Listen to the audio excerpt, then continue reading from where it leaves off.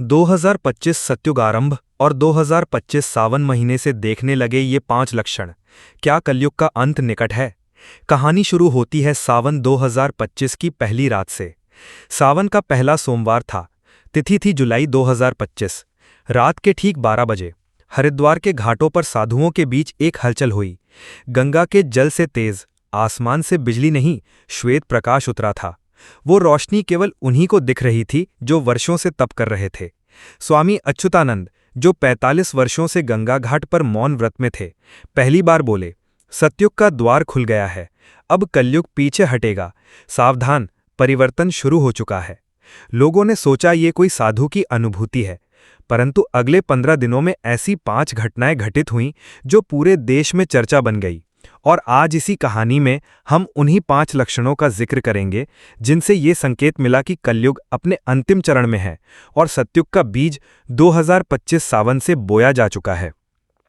पहला लक्षण, आकाश में दिव्य रेखा।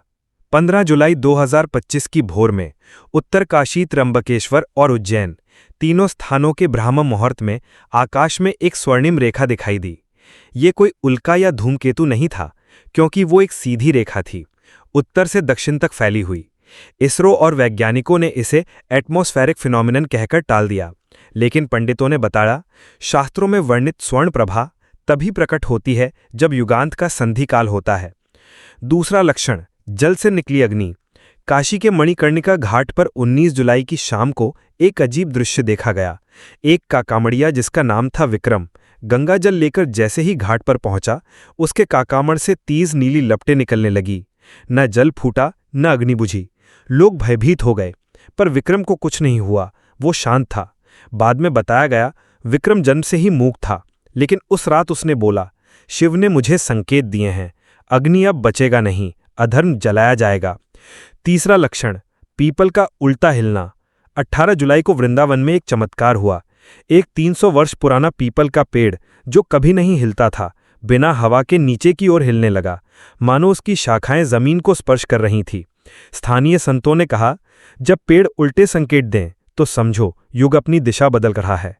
चौथा लक्षण, मासूम बच्चों की दिव्य बातें। 29 जुलाई को मध्य प्रदेश के सीहोर जिले में एक स्कूल में 5 बच्चों ने कक्षा के बीच में अचानक उठकर कहा, 2025 का सावन अंतिम सावन है अधर्म के लिए, हम आए हैं धर्म की रक्षा को। इन बच्चों की उम्र 7 से 9 वर्ष थी। इनमें से एक बच्चा पिछले महीने तक बोल नहीं पाता था और उस दिन उसने संस्कृत में श्लोक बोला जो विष्णु पुराण के अंतिम अध्याय से था। उनके माता पिता अवाक थे, क्या ये बच्चे नए युग के संकेतक हैं? पांचवा लक्षण, रात्रि में शंख ध्वनि। दिल्ली, बनारस, पुरी, उज्जैन और यहां तक कि केदारनाथ तक सभी जगह सोशल मीडिया पर लोगों ने आवाज रिकॉर्ड की। विशेषज्ञ बोले, ये ultra low frequency sound wave है, लेकिन ऋषियों ने कहा, यह भगवान नारायण की घोषणा है, अब धर्म जागेगा। तो क्या 2025 से सत्युग आरंभ हो गया है? शास्त्रों ने कहा गया है कि जब अधर्म अपने चरम पर होगा और मनुष्यता का दीपक बुझने लगेगा, तब विष्णु स्वयं कल की रूप में प्रकट होंगे। इन 5 लक्षणों को देखा जाए तो ये कोई साधारण घटनाएं नहीं है, ये संकेत हैं। संकेत कि 2025 का सावन संक्रमण काल है, कलयुग से सत्युग की ओर बढ़ती सृष्टि का पहला कदम। अब प्रश्न ये है, क्या हम तैयार हैं? धर्म, सत्य और करुणा, यही 3 स्तंभ होंगे नए युग के। शिव और विष्णु के अवतार ने संकेत दे दिया है। अब हर भक्त, हर साधक, हर सामान्य मनुष्य को तय करना होगा वो किस ओर है, अधर्म के अंधकार में या धर्म के प्रकाश में।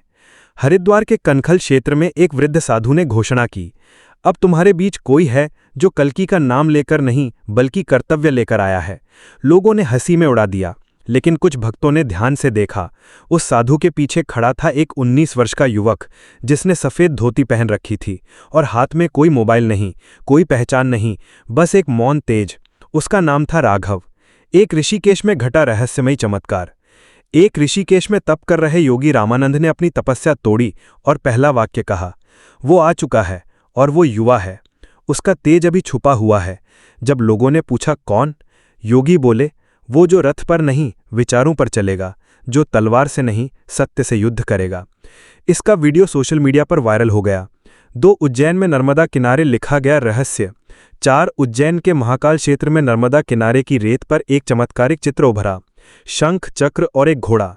किसी ने कुछ नहीं बनाया था, सीसीटीवी कैमरों में कुछ भी नहीं देखा, परंतु सुबह सुबह जब भक्त पहुंचे तो चित्र खुद उभरा हुआ था। पंडितों ने पुष्टि की, ये विष्णु का चिन्ह है और कल की अवतार की पूर्व सूचना। 3 गांव-गांव में होने लगे अनोखे परिवर्तन। बिहार के एक छोटे से गांव में अचानक एक कुएं से गंगा जल की सुगंध आने लगी। ओडिशा के एक मंदिर में 10 वर्षों से बंद दीपक स्वतः जल उठा। राजस्थान के एक गांव में एक लड़की ने ध्यान में बैठकर संस्कृत में 45 मिनट तक वेद मंत्रोच्चारण किया, जबकि उसने कभी पढ़ा नहीं था। 4 राघव की पहचान बढ़ती है। हरिद्वार में वही युवक राघव अब चुप नहीं था। उसने 3 बातें कहीं। 1, मैं कोई भगवान नहीं, लेकिन मैं सत्य का रक्षक बनना चाहता हूं। 2, कलयुग का अंत युद्ध से नहीं, जागरण से होगा। 3, जो तैयार हैं उन्हें ही सत्य दिखेगा, बाकी इस युग की धून बनकर रह जाएंगे। लोग चौंके, क्या ये कल्कि की तरह कोई युग पुरुष है? 5, सरकार और वैज्ञानिक भी स्तब्ध। रक्षा अनुसंधान संगठन DRDO ने एक रिपोर्ट दी। हिमालय की कुछ घाटियों में इलेक्ट्रोमैग्नेटिक स्पाइक पाया गया है, जो किसी सामान्य वजह से नहीं हुआ। रिपोर्ट सार्वजनिक नहीं हुई, लेकिन सोशल मीडिया पर एक अफसर ने लीक किया। हमें नहीं पता ये क्या है, पर यह कोई बड़ा शक्ति केंद्र है जो जाग रहा है। तो क्या राघव ही है युग परिवर्तन का माध्यम? भगवद गीता में कहा गया है, यदा यदा ही धर्मस्य ग्लानिर्भवति भारत अभ्युत्थानम अधर्मस्य तदात्मानम सृजाम है। इसका अर्थ अब केवल धार्मिक नहीं, व्यावहारिक भी हो चुका है। अधर्म अब टीवी पर नहीं, जीवन में है, और राघव जैसे युवा अधर्म के विरुद्ध खड़े होने लगे हैं। 2025 सिर्फ एक वर्ष नहीं है, ये वो द्वार है जिसके उस पार नया युग आपका इंतजार कर रहा है।